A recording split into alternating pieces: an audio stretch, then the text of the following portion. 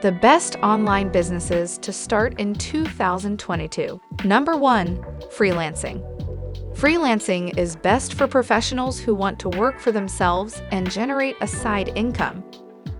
Advantages of freelancing. You can set your own schedule, choose who you do business with, control your workload, work from anywhere, and set your own pay rate. Disadvantages of freelancing. You may require expertise, a portfolio, and client testimonials to get higher paying projects, and self-discipline to meet project deadlines. You can find freelance jobs on flexjobs.com, LinkedIn Jobs, Upwork.com, Freelancer.com, and Fiverr.com. Click the link in the description to read the full article on making money with freelancing and get over 300 free tools to start and grow your online business.